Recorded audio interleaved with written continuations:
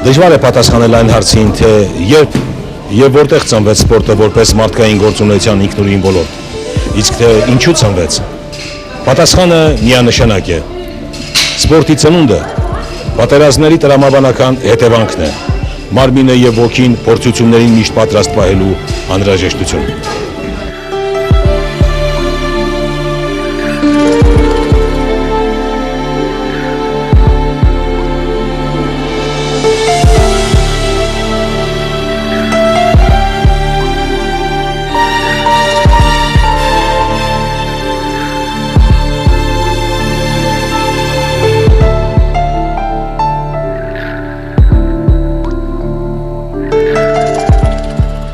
Սպորտը արդեն ծնած է մարդուն հետ,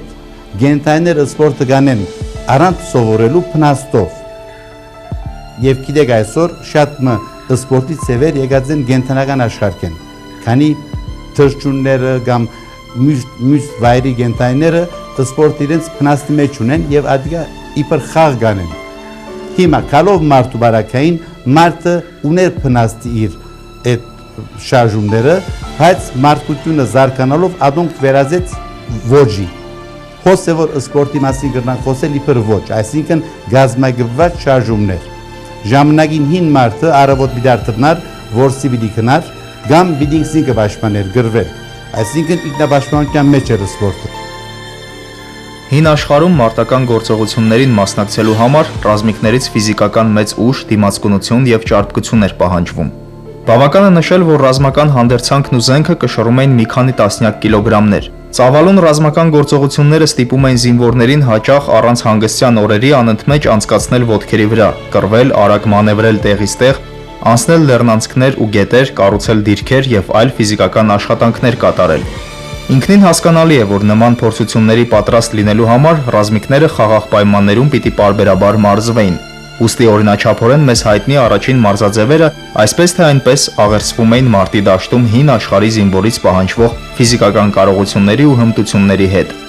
Այսպես օրինակ հին Հունաստանից մեզ հասած առաջին սպորտաձևն էր վազքը։ Սկզբնական շրջանում այս մարզաձևի մրցումներում իսկական ռազմական գործողություններին համապատասխան մարզիկները պիտի կրեին սաղավարտ, վահան եւ այլն։ Ապա մեծ տարածում ունեին բռնցքամարտն ու ըմբշամարտը, որոնք միավորվելով հետագայում ստանում են Պանկրատիոն ընդհանուր անունը։ Առանձնահատուկ ուշադրության էր արժանանում նիզականետումը ըստ նշանակետի կամ ըստ հեռավորության կամ մեկը մյուսի հետ վերցրած։ Վերջապես անչափ կարևորվում էր ձիասպորտը մարտական ձիակառքերի մրցումներով։ Հետսետե սպորտի լայն տարածումն ու նրա հանդեպ օրստորե աճող հանրային հետաքրքրությունը Հունաստանում բերում են այն իրողության, որ մեր թվարկությունից առաջ 10-ից 11-րդ դարերում ձևավորվում են միջհունական սպորտային մրցումները։ Մեր թվարկությունից առաջ 8-րդ դարից սկսած դրանք պաշտոնական բնույթ են ստանում եւ անվանվում օլիմպիական խաղեր։ Հունական դիցաբանության մեջ տարբեր լեգենդներ էին շրջանառվում այս խաղերի ծագման վերաբերյալ։ Ըստ առասպելներից մեկի օլիմպիական մրցումների հիմնադիրն էր Հերակլեսը։ Մյուս ավանդազրույցը պատմում էր, թե իբր հույն կիսաստված Պելոպսին էր պատկանում այդ միջոցառումների հեղինակությունը։ Մեկ ուրիշ առասպելական վարկածով առաջին օլիմպիադայի կազմակերպիչն էր Զևս աստվածը, որը այդպես որոշեց տոնել իր հայր Քրոնոսի հանդեպ տարած հաղթանակը։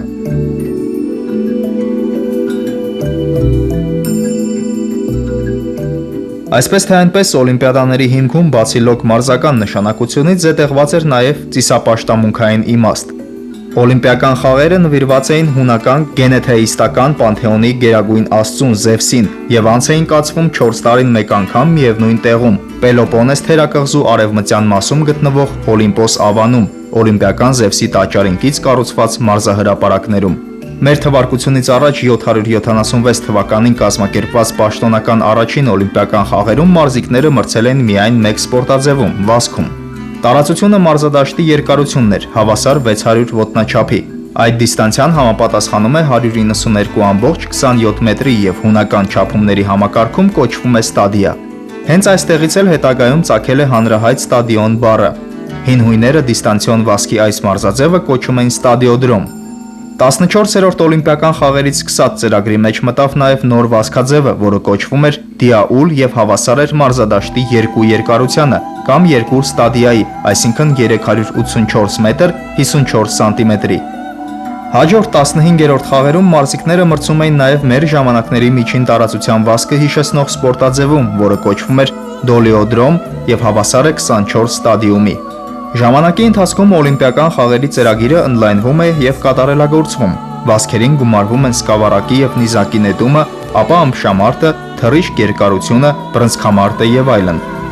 Մեր թվարկությունից առաջ 708 թվականին 18-րդ օլիմպիական խաղերի ծրագիրը արդեն կազմված էր հնգամարտից եւ ըմբշամարտից։ 25-րդ օլիմպիական խաղերի ծրագրում մեր թվարկությունից առաջ 680 թվականին մտցվեցին ձիակառքերի մրցումները։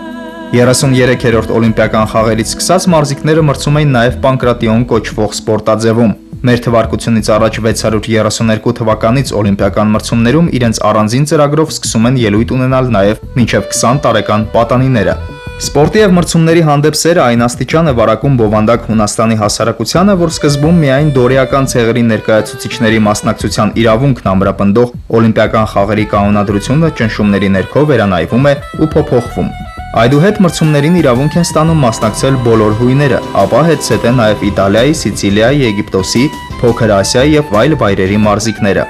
Օլիմպիական խաղերի անցկացումը այնքան կարևոր ու նշանակալից իրադարձություն էր Հունաստանի քաղաք-պետությունների համար, որ մրցումներն ու դրանց նախորդող ամիսներին անհապաղ դադարեցվում էին թշնամական բոլոր դրսևորումներն ու պատերազմական գործողությունները։ Մրցումներին մեկնող մարզիկները հանգիստ կարող էին հատել հարևան թշնամի պետությունների սահմանները, վստահ լինելով, որ իրենց կյանքին եւ ունեցվածքին ոչինչ չի սպառնում։ Համերաշխության ու խաղաղության այս սուրբ ուխտը խախտողները զանցավոր էին ճանաչվում Զևս Աստծո դիմաց, համընդհանուր անարգանքի էին արժանանում եւ զրկվում խաղերին մասնակցելու կամ նույնիսկ ներկա գտնվելու իրավունքից։ Սպորտը, ֆիզիկական պատրաստվածությունն ու առհասարակ մարմնի էսթետիկան այնպես են գերում հույների հոգին ու միտքը, որ իրենց առանձնահատուկ եւ անփոխարինելի տեղն են զբաղեցնում բովանդակ անտիկ քաղաքակրթության արժեհամակարգի մեջ։ Բավական է հիշել հույների մշակած մարդկային կատարելության իմպերատիվ բանաձևը՝ առողջ հոգի, առողջ մարմնում։ Սա հույների համար ոչ թե լոկ գեղեցիկ արտահայտություն էր, այլ բովանդակ անտիկ արվեստի, մշակույթի ու փիլիսոփայության մտքի զարգացումը պայմանավորող ուղենիշ։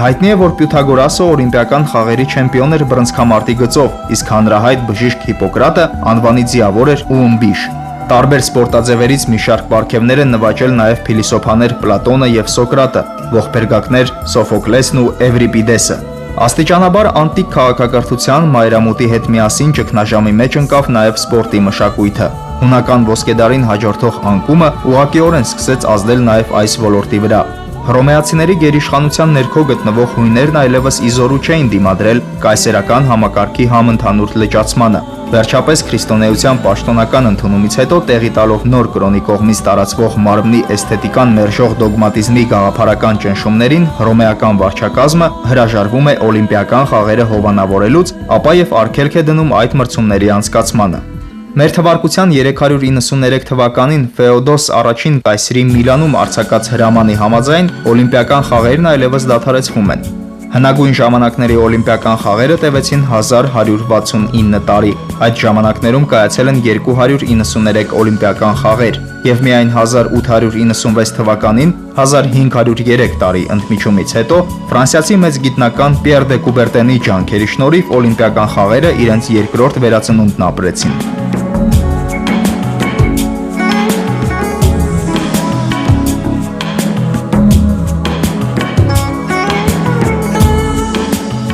Ի տարբերություն հունական սպորտային էսթետիկայի, հռոմեականը աչքի ընկավ դաժանության ծայրահեղ դրսևորումներով։ Թեև հռոմեացի մարզիկները նույնպես մասնակցել են օլիմպիական մարզաձևերի խաղերում, ինչպես օրինակ Ներոն կայսրը ձիակառքերի մրցումներին, այնուհանդերձ նրանց համար ավելի հոգեհարազատ դարձան գլադիատորական մենամարտերը։ Տեսարժան այս մրցումները թեև հնարավոր չէ մաքուր իմաստով սպորտ համարել, սակայն դրանց մեջ աներկբայորեն առկա են սպորտին բնորոշ շատ ու շատ էլեմենտներ։ Արյունալի տեսարանների սիրահար հռոմեական հասարակությունը պարզապես պաշտում էր բարեբուն իմաստով մահապարտների պարգևած այդ ներկայացումները։ Մահն այդ ներկայացումների անբաժանելի մասն էր, նաև ապոֆեոզը, եւ եթե հին հույները բռնցքամարտում կամ Պանկրատիոնի մենամարտում դիտարկված սպանության համար անարգում եւ դաժանորեն պատժում էին մեղավոր մարզիկին, ապա հռոմեացիներն ընդհակառակը սպանությունը կարող էին ողջունել բարձր օվացիաներով։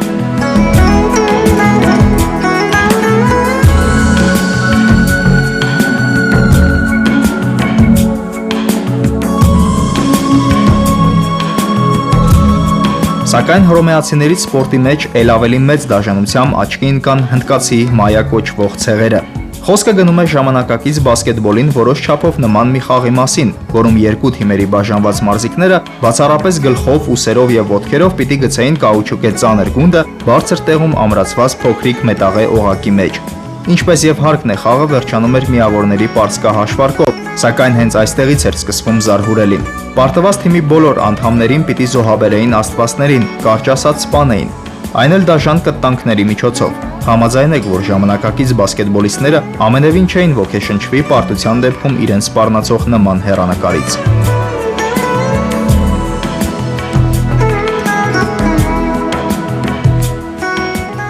Տարբեր մարզաձևերի հիմքում սկզբունքայնորեն տարբեր չափորոշիչներ են գործում։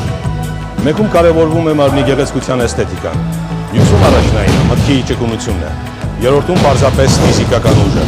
Կան նաև այնպիսի մարզաձևեր, որոնցում ներդաշնակորեն զուգորդվում են վերոնշված գործոնները։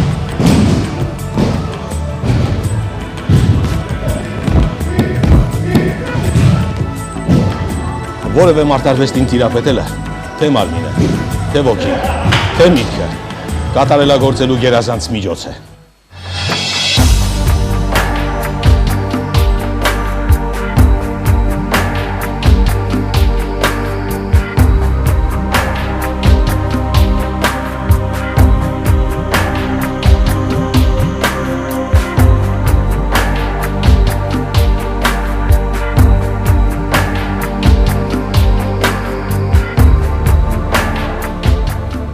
Առհասարակ մարտարվեստները առանձնահատուկ տեղ են զբաղեցնում բովանդակ սպորտում։ Սրանց դիտարժանության ու վայելած մեջ ժողովրդականության գաղտնիքը կայանում է նրանում, որ այս մարզաձևերը կիրառում են մրցակցության ամենաառաջին եւ պայմանականություններից զուրկ միջոցը՝ անմիջական մարտական կոնտակտը, որի ներազդեցությամբ թե մարզիկի եւ թե հանդիսատեսի մեջ արթնանում է մարդկային տեսակի ամենահին եւ զորեղ բնազդներից մեկը՝ մրցակցին թշնամուն գետնին տապալելու ձգտումը։ Հին աշխարհը մարտարվեստների զանազան տեսակների ծնունդ է տվել համաձայն պատերազմների պահանջներին։ Մեծ տարածում են ունեցել թրերի, տեգերի, սուսերների եւ այլ զենքերի կիրառությամբ մենամարտերը, ապա բռնցքային հարվածային, ըմբիշային եւ պարզապես խառը ձեռնամարտերը։ Ըստ որոշ տեղեկությունների գրեթե բոլոր ժողովուրդները ժամանակին մշակել են մարտարվեստի իրենց ազգային տեսակները։ Այնուհանդերձ այս ոլորտում առավել աչքի ընկավ Արևելյան Ասիան, որտեղ մարտարվեստները աննախադեպ ժողովրդականություն ու տարածում գտան։ Հին ավանդազրույցներն ասում են, որ ասիական մարտարվեստների առաջին հեղինակներն էին հնդկական կրոնափիլիսոփայական դպրոցների հետևորդ ադեպտները,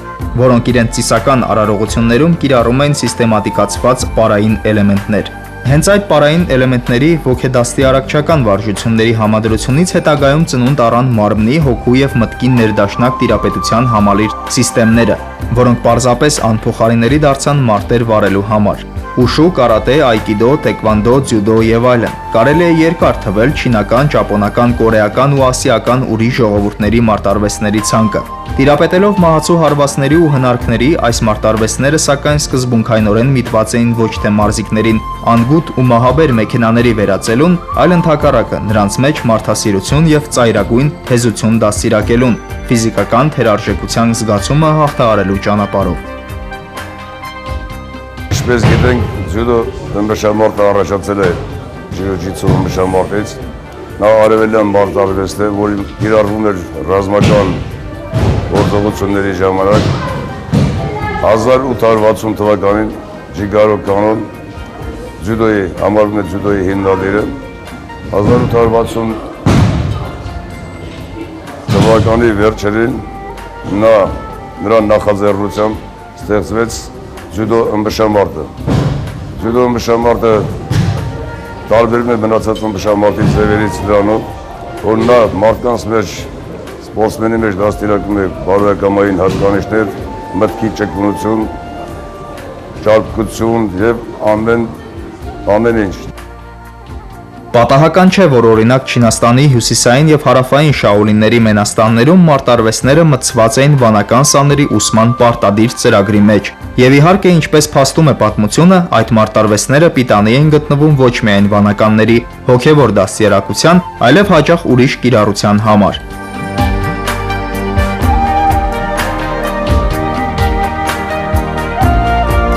Այսօր չինացի գսենք թե շաոլինի գրոնագ դաջարի մեջ սկսեցին առաջին մարդարվեստի ոճերը, որ 18 մանկի այսին շարժումներն էր, գրոնական մարզանքներ էին, որոնք կապված էին հոգեբանության եւ փիլիսոփայության եւ բժշկության հետ։ Այսօր այդ գիտությունից օգտվեցին ճապոնցիները, իրենց հիմնեցին կարատեն, բարապ ցերկի արվեստը, կորեացիները, որ թեքվոնդոն է գիտեք, ժիդոն, որ այսօր ազնիվ ցևն համաշխարհային դարձավ, ամեն ժողովուրդ մի խոսքով փորձեց այս գիտությունից, ագունքից, Շաոլինի դաջարի գիտություններից օգտվել եւ նայած իրենց հասագին, եգրին, մոլորագին, այսինքն նայած իրենց մտնոլորտին, ստեղծեցին իրենց ոճերը։ Միջնադարում Չինաստանը գրաված մոնղոլական զորքի մի հատվածը, մոտ 5000 հոգուց բաղկացած ջոկատ, փորձում է ներխուժել Շաոլինի Մենաստանի տարածք եւ թալանել այն։ Ավանդազրույցը պատմում է, որ մինչև ատամները զինված մոնղոլների ճանապարհը կտրում են Մենաստանի 36 սաներն իրենց ձեռքերում ունենալով միայն փայտե ձողեր ու մահակներ։ Նրանք կարողանում են երկար ժամանակ պաշտպանվել ու ջարդել ավարարու մոնղոլներին, սակայն ի վերջո բոլորն էլ զոհվում են անհավասար մարտում։ Քիչ է ասել, թե հայերը սիրում են սպորտը։ Հայերը պարզապես ծնված են սպորտում հաջողություններ ունենալու համար, ինչպես օրինակ բռնցքամարտում, ծանրամարտում, ըմբշամարտում, շախմատում, այս եւ շատ ուրիշ մարզաձևերում մենք անգերազանցելի մարզիկներ ենք նվիրել աշխարհին։ Իսկ օլիմպիական չեմպիոններ դաստիարակելու մեր ավանդույթները սկիզբ են առնում դեռ վաղ միջնադարից։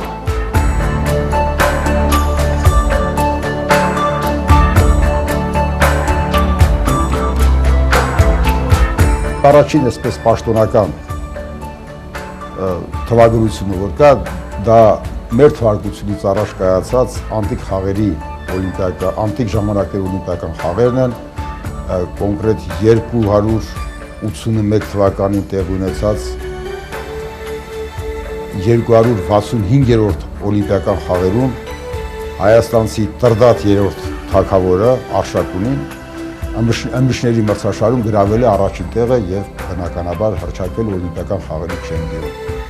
384 թվականին անցկացված 291-րդ օլիմպիական խաղերի բռնցքամարտի մրցումներում օլիմպիական չեմպիոն է հռչակվել հին Հայաստանի Արշակունյաց տոհմի ներկայացուցիչ Վարազդատը, որն իր հաղթանակից մի քանի տարի անց դարձել է հայոց թագավոր։ Վարազդատի ուժի, մարզվածության ու ճարպկության մասին մեծ տեղեկություններ է տալիս նաև Մովսես Խորենացին։ Նա գրում է, որ Վարազդատը թռել անցել է Եփրատ գետը, որի լայնությունը 22 կանգուն էր։ Եթե նկատի ունենանք, որ հնում մեկ կանգունը հավասար է 52 սանտիմետրի, ապա ստացվում է, որ Վարազդատը ցատկել է 11 մետրից ավելի։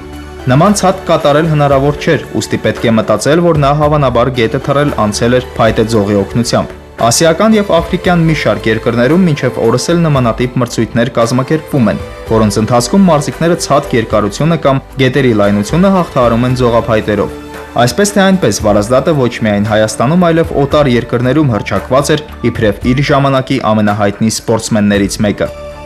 Հունաստանում պետք է որ կանգնեցված լիներ նրա արձանը, ինչպես ընդունված էր այդ անել չեմպիոնների պատվին օլիմպիական մրցաշարերի կանոնադրության համաձայն։ Վարազդատի հաջողություններն ու հետաքրքրությունը տարաբնույթ մարզաձևերի հանդեպ վկայում է այն մասին, որ հին Հայաստանում սպորտը լայն տարածում է ունեցել երիտասարդության միջավայրում, ընդ որում խոսքը գնում է թե ժողովրդական խաղամրցույթների եւ թե բարձրաշխարհիկ խաղերում ընդունված մարզաձևերի մասին։ Մասամբ պահպանվել ու մեզ են հասել ժողովրդական մի շարք մարզաձևերի ու մենամարտի տեսակներ, որոնք ի սկզբանե բացի լոկ սպորտային հետաքրքրության ու դիտարժանության պահանջները բավարարելուց, անկասկած կոչված են եղել նաև պահպանելու ու զարգացնելու երիտասարդության մեջ մարտական ոգին եւ ֆիզիկական պատրաստվածությունը։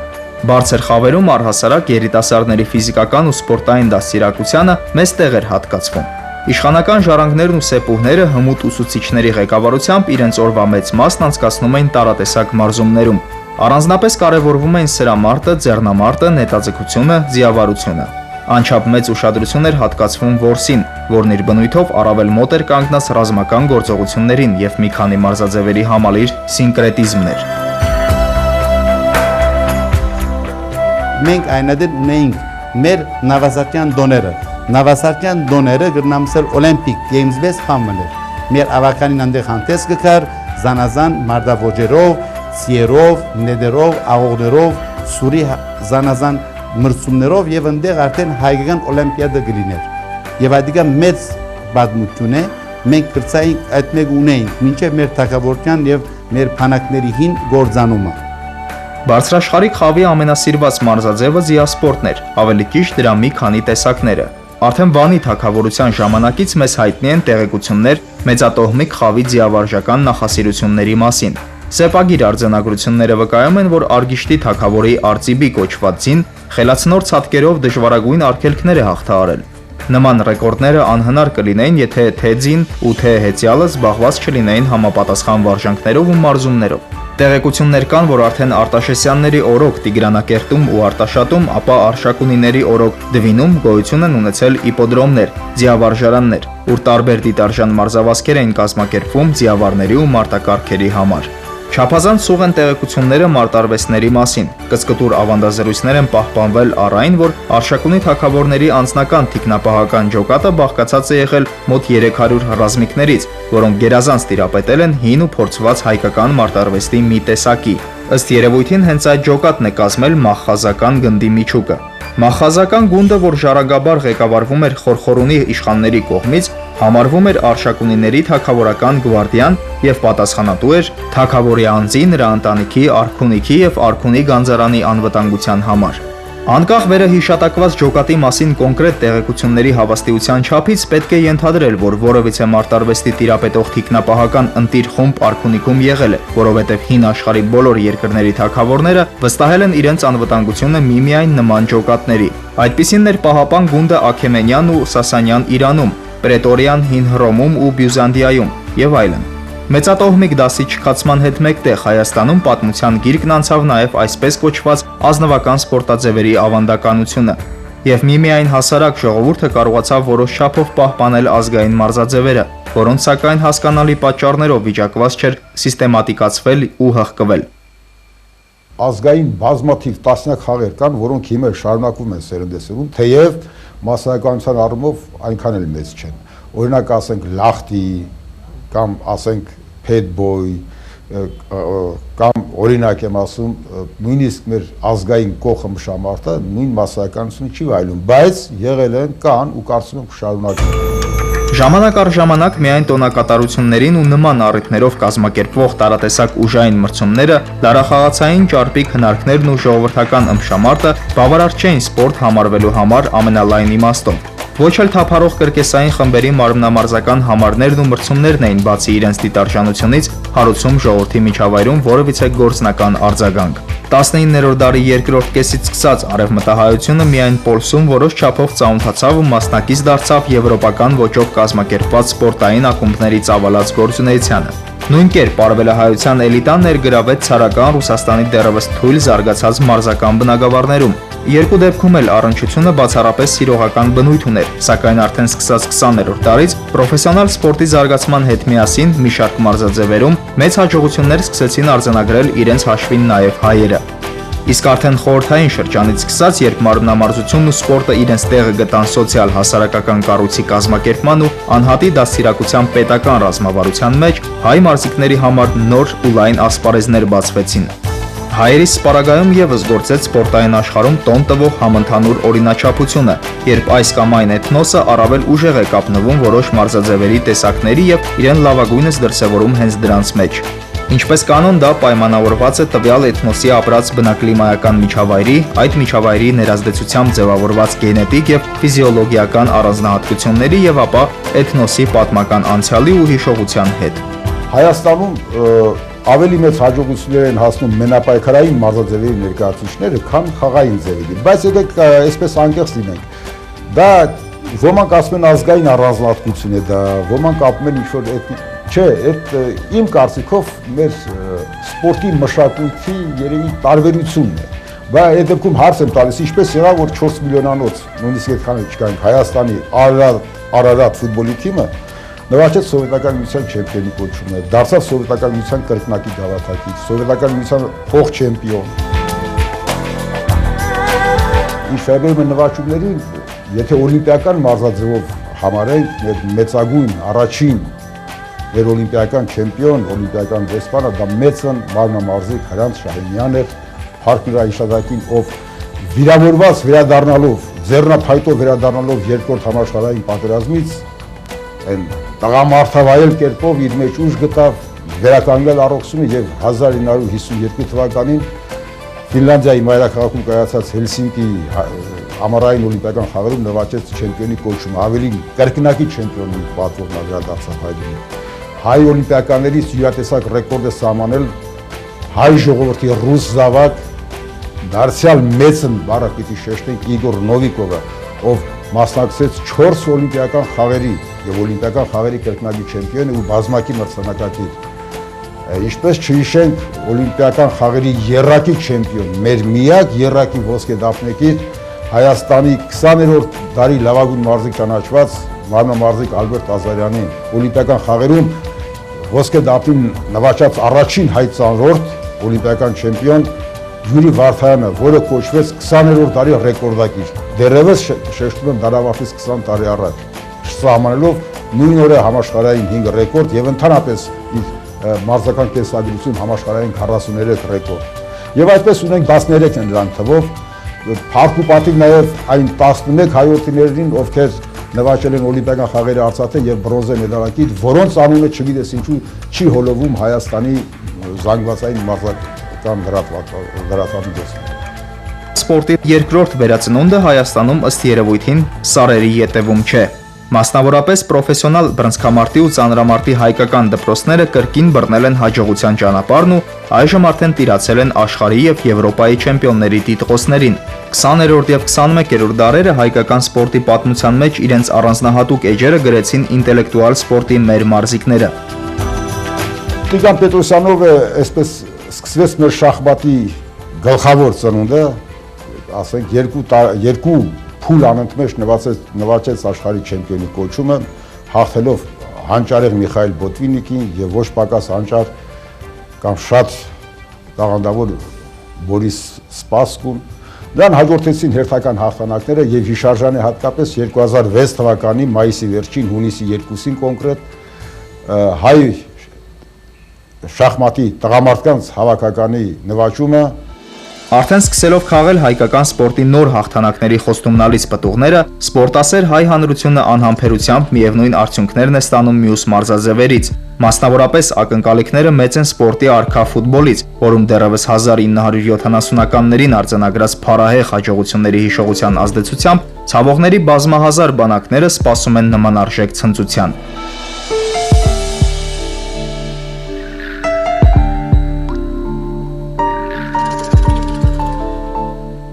Առհասարակ խոսել ու պատմել սպորտի մասին, հույս ունենալով, որ այդ կերպ հնարավոր է սպառիչ բացահայտել նրա էությունը, կարծես անիմաստ ու սին զբաղմունք է։ Սպորտը, սպորտի հանդեպ գիրքը մարդկային էության եւ ինքնադրսևորման այն ֆենոմեններից է, որոնք թեև տեսականորեն ենթակա են վերլուծության, սակայն իրականում անըմբռնելի են, անընդգրկելի, վերլուծական ու բնութագրական նեղ սահմանների համար։ Եվ այնուհանդերձ, եթե փորձենք մի քանի բառով բնորոշել սպորտի էությունը, ապա անկասկած կգանք հետևյալ ոչ ստույգ ու անփոփոխ, բայց հնարավորների թվից առավել համապատասխան ձևակերպումներին։ Սպորտը մարդու ինքնահաստատման, ինքնագերազանցման միջոցն է, վերջապես նրա ինքնակատարելության հավերժական իղձերի գեղեցիկ ու ինքնատիպ դրսևորում։